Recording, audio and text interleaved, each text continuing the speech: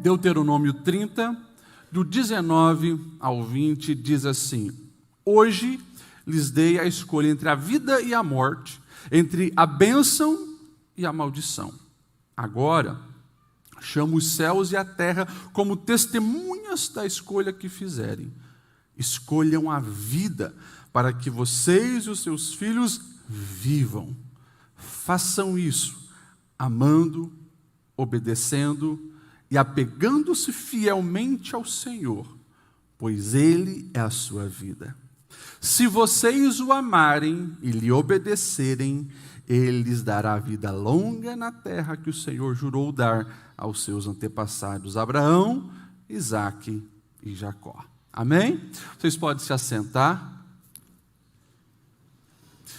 Eu gostaria de, baseado nesse texto, falar a respeito de entre a tragédia e o triunfo. Entre a tragédia e o triunfo. Eu escolhi um texto clássico da palavra de Deus, porque aqui nós temos bem claro o Senhor dizendo: olha, vocês têm a liberdade de escolha. Escolham entre a vida, a morte, a bênção e a maldição. Quando nós olhamos para a realidade da vida, nós percebemos que essa linha que divide a tragédia do triunfo, muitas vezes é mais tênue do que nós imaginamos. Há momentos, há circunstâncias na vida onde uma decisão faz toda a diferença. E, dependendo da nossa escolha, podemos estar rumando ao triunfo ou rumando à tragédia. Desde ontem nós estamos aqui, por exemplo, na The Blue, prestando cultos de ações de graças a Deus pelo momento que nós estamos vivendo da revitalização interna do nosso templo. Agora, eu não sei se você parou para pensar sobre isso. Uma reforma que começou desde o teto, forro, painel de LED, carpê, eletricidade, gesso, tantas outras coisas, e nós estamos num momento de pandemia. Nós estamos num momento onde o discurso não é para você continuar avançando. E muitos falaram: loucura iniciar uma reforma dessa proporção nesses anos de pandemia. Escolhas foram feitas lá atrás. E se hoje nós estamos celebrando esse momento de júbilo e triunfo, porque decisões no ano passado foram tomadas. Mesmo quando a circunstância falava não, mas há uma voz superior a tudo, que diz sim, vai em frente, e é desse jeito. Como eu citei o exemplo lá de Palmas, Tocantins também. Uma decisão que muda todas as coisas. Nós poderíamos sim, como muitos lugares, estar vivendo uma tragédia. Como assim, pastor Lediel? Muitos lugares falaram para a igreja: agora é tempo de parar. Cada um só fique nos seus lares servindo a Deus. E infelizmente, ao redor do mundo, muitas igrejas se fecharam, muitos irmãos se desviaram por alguns posicionamentos que foram tomados lá atrás. Quando nós olhamos para esse texto de Deuteronômio 30, você já sabe que essa expressão, essa palavra Deuteronômio, ela se divide em duas: Deutero segundo, nomos lei. Moisés agora dando uma nova versão da lei, ou uma recapitulação da lei, para aquele povo que entraria na terra prometida. Você sabe, justamente pelo fato das pessoas desobedecerem a Deus, aqueles que saíram do Egito, aqueles que viram o mar se abrir, pão cair do céu, o Senhor desbaratar os inimigos, eles duvidam, eles murmuram, eles questionam, eles ficam com medo, acovardados, e não entram na terra prometida. Mas os filhos dele, que é essa geração, eles vão entrar. Então agora, Moisés chama todos eles e dá ali as suas últimas palavras. Logo à frente, nós já vamos ver Moisés ali com 120 anos partindo, o Senhor o recolhendo. Mas ele faz questão de deixar bem claro: ei, diante de vocês há escolhas. Os pais de vocês escolheram morte. Os pais de vocês escolheram medo. Os pais de vocês se afastaram do Senhor, mas vocês têm uma oportunidade. Escolham o Senhor, amem o Senhor, obedeçam o Senhor, desfrutem da bênção. Essa palavra se destaca: escolham a vida. E isso acontece. Principalmente naquele líder que vai suceder Moisés, Josué. Quem não se lembra da fala dele diante do povo depois que Moisés morreu? Olha, vocês podem escolher também o caminho que vocês quiserem, mas eu e a minha casa serviremos ao Senhor. Escolha, uma decisão. E quando nós olhamos nessas histórias bíblicas, desde o início até o fim, isso fica muito claro. As escolhas podem nos resultar em tragédias ou em triunfos. Começamos então por Josué. Está aqui ele, esse homem, esse guerreiro, esse líder, substituindo Moisés, um enorme desafio que ele tinha, e ele faz questão de tomar o seu posicionamento. Ele não quer abrir mão da presença do Senhor. Ele sabe que para ter sucesso, como Moisés havia lhe falado, e o próprio Senhor manifesta dizendo: ei Josué, seja forte, seja corajoso, eu estarei com você, mas não se esqueça de obedecer cada um dos meus ensinamentos, então serás bem-sucedido. E agora, ele tem alguns desafios. O primeiro é derrubar Jericó. Uma cidade muito bem protegida, uma cidade muito bem murada, mas as palavras que ele ouviu de Moisés e as palavras que o Senhor confirmou no seu coração estão ali, latejando na sua alma. Obedeça tudo, não é obedeça algum detalhe, obedeça tudo o que o Senhor vos mandar. E aqui nós já começamos a entender que no momento de importante decisão, Josué, ele decide obedecer fielmente ao Senhor. Meus irmãos, diante de um grande desafio como ele tinha, ele não era um molequinho. Josué era um homem experiente, inclusive experiente em batalha. Ele sabe que para ganhar uma guerra, você precisa ter estratégias, você precisa ter um bom exército, você precisa ter meios para fazer a diferença. E quando você se depara naquele contexto de milhares de anos atrás, diante de uma grande muralha, algumas estratégias bélicas devem ser escolhidas. Por exemplo, escadas para subir. Você precisa ter, quem sabe, catapultas para tirar pedras e conseguir derrubar um pouco daquela muralha para fazer brechas. Essas são as estratégias, mas daí ele se lembra do que o Senhor diz: obedeça tudo o que eu vos disser. E a estratégia de Deus é: você vai dar voltas. Durante 7 dias, darão voltas nessas muralhas. No 7º dia, vocês darão várias voltas, e só então tocarão a trombeta. Olha só, como que se derruba a muralha assim? Como que se vence batalha assim? Mistério, milagre. E ali Josué, ele está diante de opção. É muito tênue a linha entre o triunfo e a tragédia, porque se ele não consegue, você imagine, a primeira grande cidade para conquistar, se ele não consegue ter sucesso naquela batalha, o coração do povo desanimaria. Todos duvidariam que o Senhor era com ele, e provavelmente ele seria um fracassado, mas ele decide seguir os métodos de Deus e dá certo. Ei, traga essa aplicação para a sua vida. Você está diante de algumas muralhas, e você sabe que dependendo do resultado, ou é triunfo ou é tragédia, não coloque os seus métodos acima dos métodos de Deus. Ouça o que o Senhor fala sobre a conduta que você deve ter em cada detalhe. Se você obedecer, pode ter certeza absoluta, haverá triunfo. Haverá triunfo. Quando nós olhamos a história de Josué, nós percebemos isso, mas se a gente retroceder, vamos olhar lá na história do início do povo de Deus, o chamado de Abraão, lá em Gênesis 12. A mensagem de Deus é muito clara para aquele velhinho, infértil, que não tem filhos, mas provavelmente desejava muito ter um filho. A mensagem de Deus é: sai da tua terra, do meio da tua parentela, e vai para um lugar que eu te mostrarei. Abraão não tinha garantia nenhuma, não tinha certeza nenhuma. Era a primeira experiência que ele estava tendo com esse Deus, porque vivia num contexto politeísta. Mas é lindo, lá na frente, depois que tudo aconteceu, o autor de Hebreus, no capítulo 11, quando ele vai falando da galeria dos heróis da fé, ele vai dizer assim: pela fé, Abraão obedeceu, quando foi chamado para ir a outra terra que ele receberia como herança.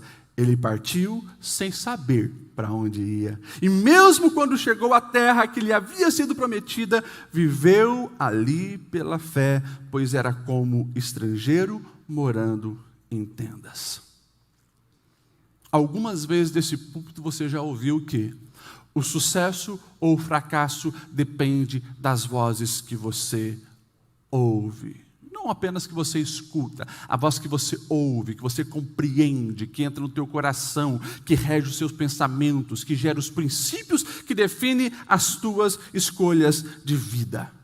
Abraão, ele triunfou, se tornou o famoso pai da fé, porque ele ouviu o Senhor e obedeceu ao Senhor. Nós ali tínhamos sim, naquele momento, uma linha tênue entre fracasso, tragédia e triunfo. Esse homem que nós chamamos hoje de pai da fé, que o seu primeiro nome era Abrão, pai exaltado, ele poderia ser um fracassado, uma vergonha. Imagine, passar o resto da sua vida sendo chamado de pai exaltado sem ter um filho. Deixar realmente toda a sua herança apenas para os seus escravos. Mas o Senhor tinha outros planos para a sua vida. Fazê-lo de fato conquistar, triunfar e vencer. Mas ele precisou dar um passo de fé. A nossa vida é assim. Muitas vezes o Senhor vai chamar-nos para sair da zona de conforto. A circunstância diz que não. A razão humana diz que não. Os amigos dizem improvável, mas se o Senhor diz sim, ouça a voz do Senhor. É por isso que nós precisamos diariamente estar em sintonia com os céus, principalmente através da santa palavra de Deus. Jesus, ele afirmou em João 10, quando ele vai falar a diferença do bom pastor e dos ladrões. Ele vai dizer, olha, as minhas ovelhas, elas ouvem a minha voz, eu as conheço e elas me seguem. O segredo do sucesso. Numa geração com tanta informação, e eu costumo falar que somos a geração da infoxicação, estamos intoxicados com tanta informação, a gente sabe de tudo o tempo todo através de um celular. A pergunta é, você está ouvindo a voz do seu bom pastor? Talvez no impulso, quando a gente ouve uma pergunta dessa, automaticamente respondemos sim. Mas o texto é bem claro. Aquele que ouve a voz do bom pastor, segue.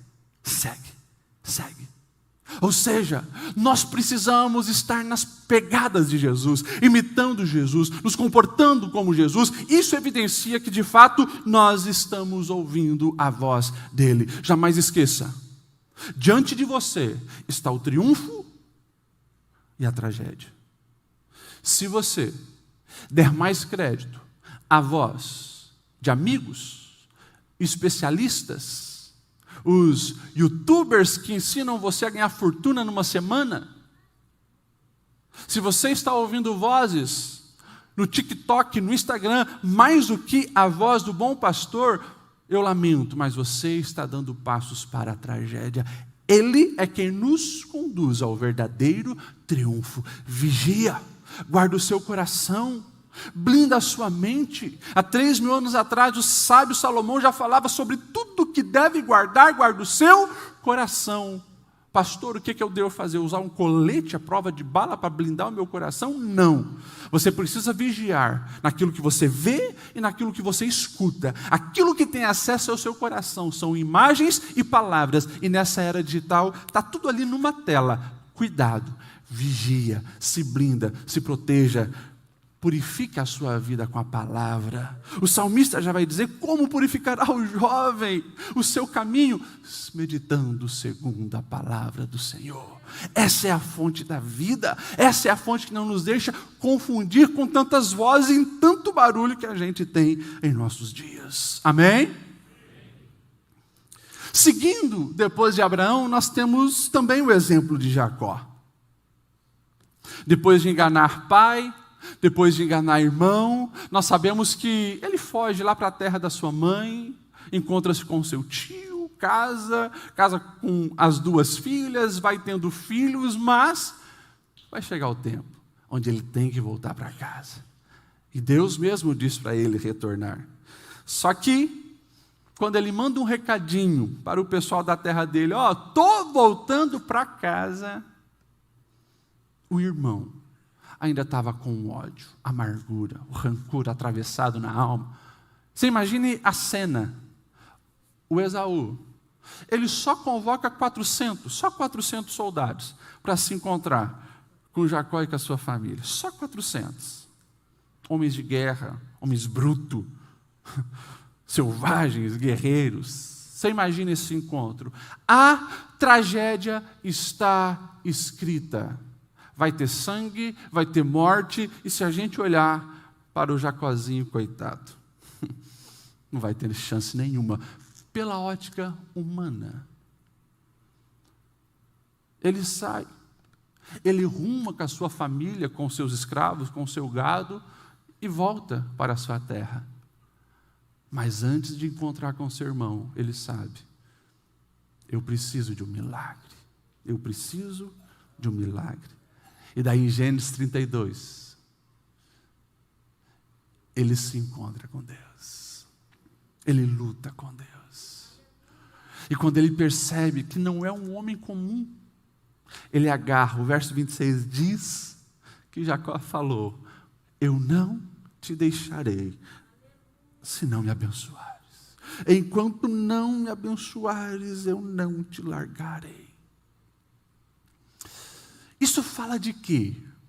Isso fala de que em muitos momentos nós precisamos nos encontrar no vale com o Senhor.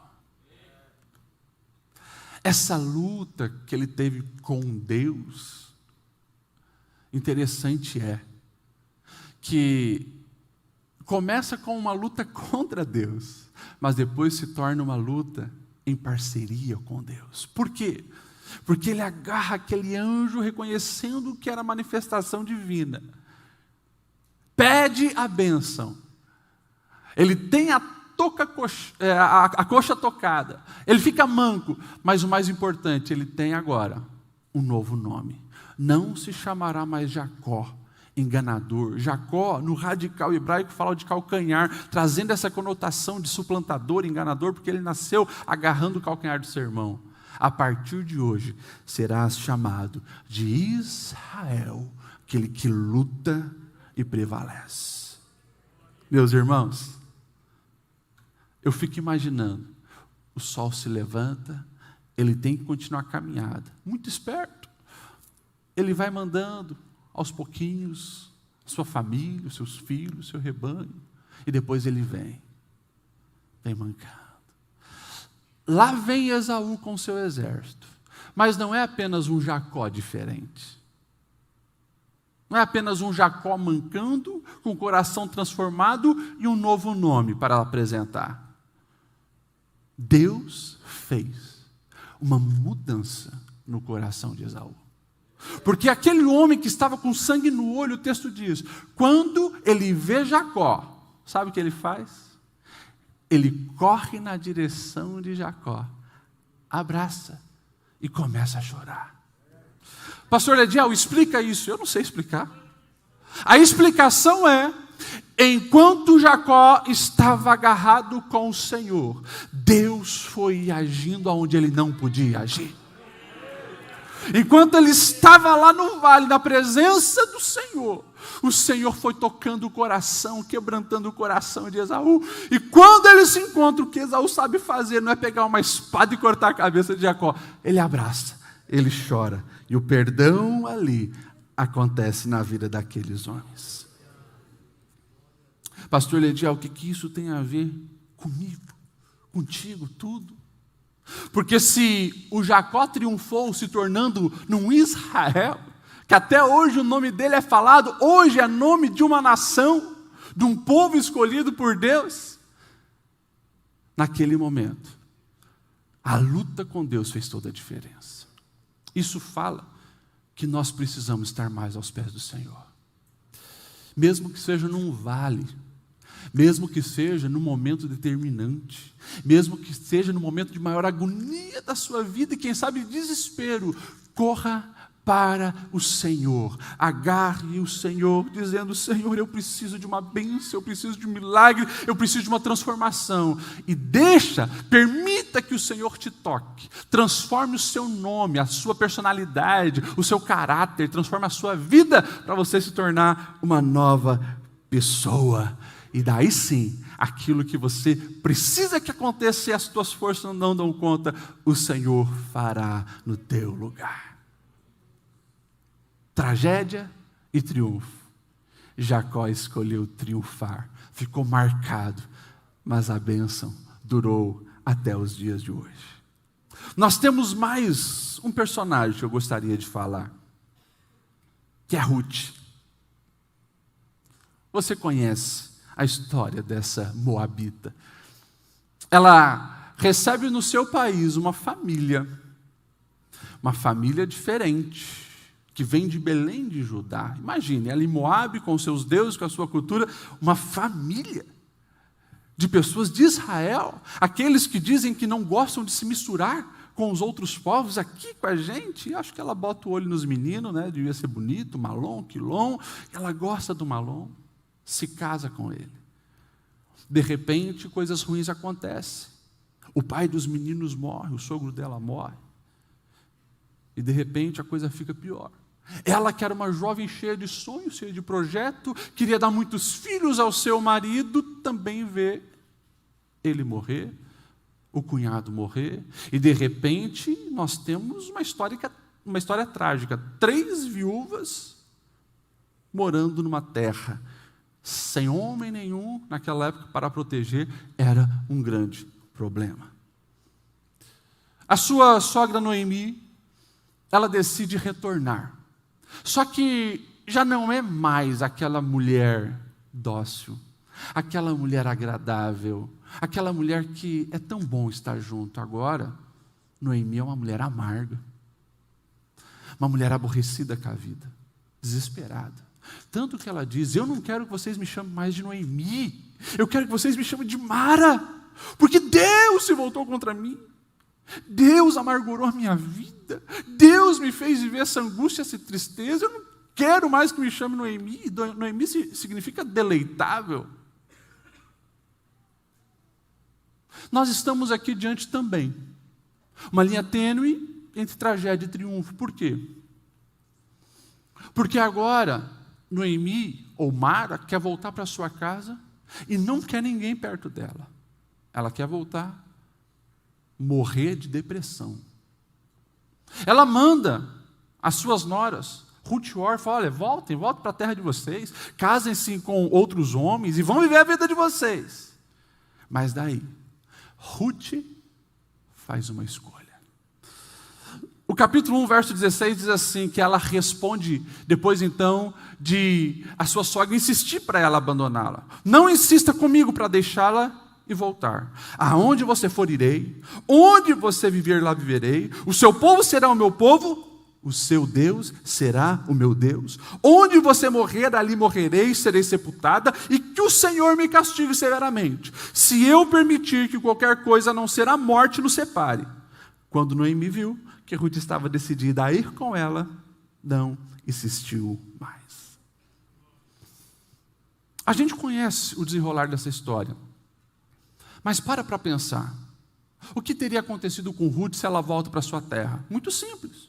Ela vai casar com um homem moabita, ela vai voltar a adorar o deus Camus, que é o deus daquela região, e a vida dela continua. Provavelmente foi isso que aconteceu com Orfa. Você sabe o que aconteceu com Orfa depois dela ter voltado para a terra de Moabe?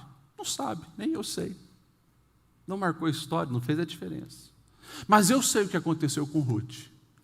Pela decisão dela de escolher o Deus daquela família e voltar para a terra onde aquele Deus estava se manifestando e restaurando, já na agricultura da terra de Belém, ela foi grandemente abençoada.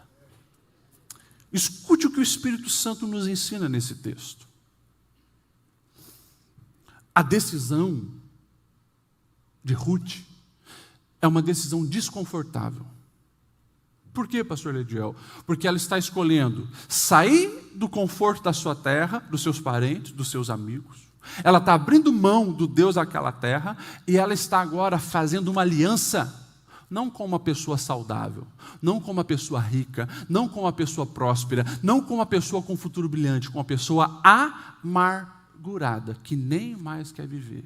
Mas ela se posiciona e diz: eu vou fazer uma aliança contigo, sabe por quê? Eu não quero sugar algo de você, eu quero ser uma bênção na sua vida. Meus irmãos, isso é muito forte.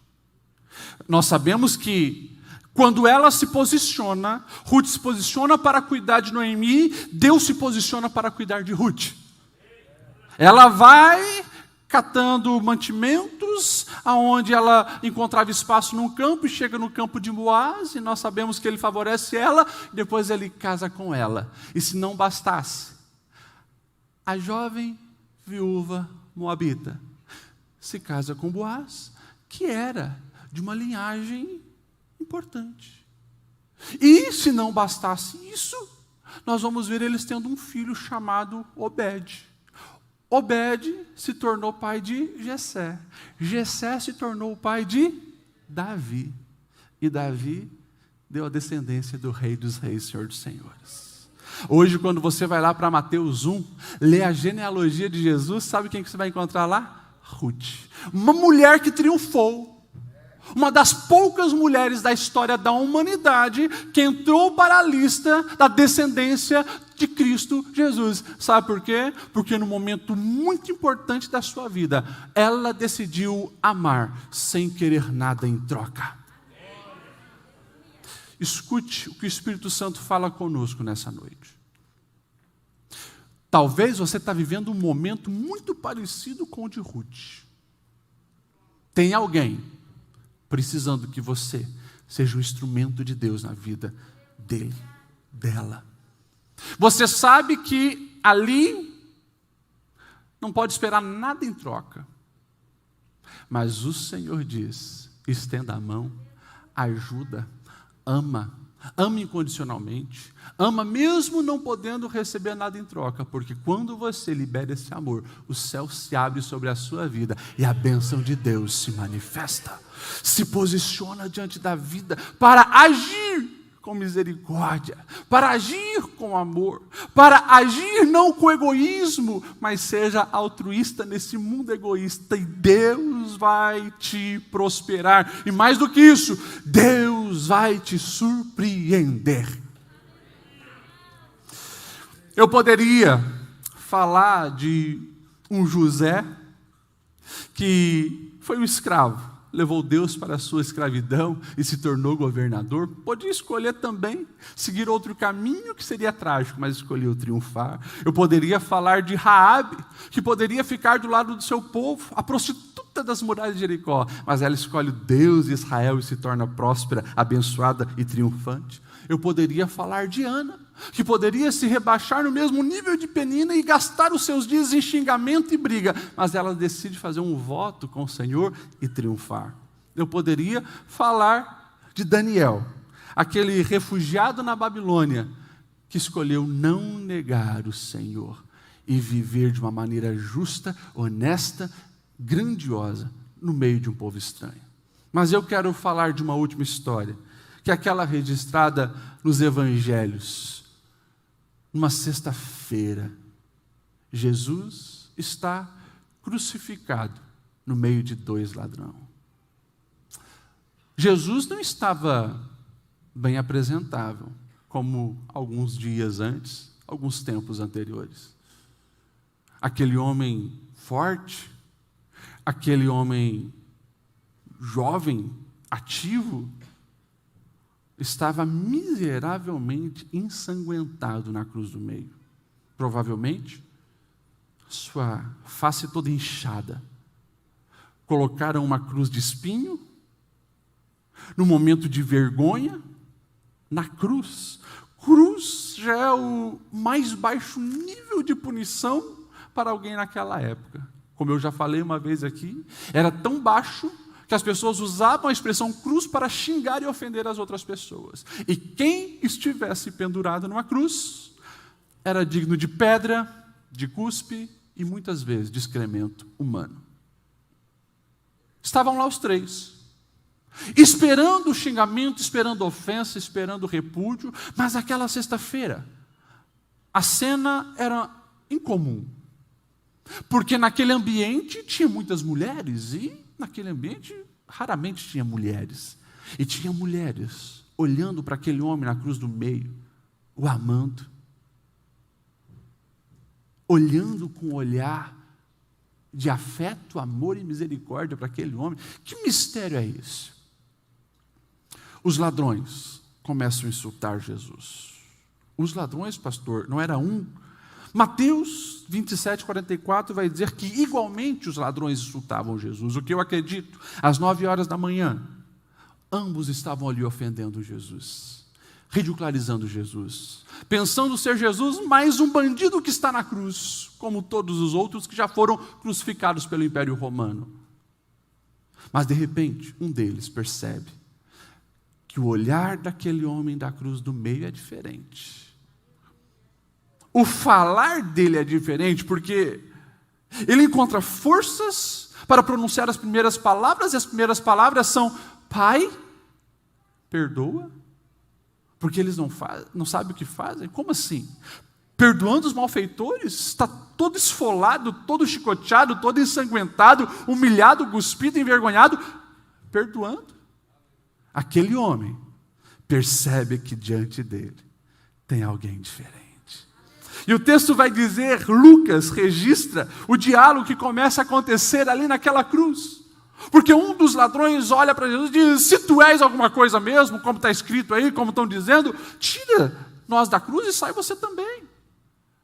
E daí, esse homem com o coração já quebrantado, ele diz: cara, nós estamos aqui porque nós merecemos, mas ele não. Ele é diferente. Então ele se remete a Jesus fazendo um pedido: lembra-te de mim quando entrares no teu reino. E Jesus olha para ele e diz: hoje mesmo estarás comigo no paraíso. Esse ladrão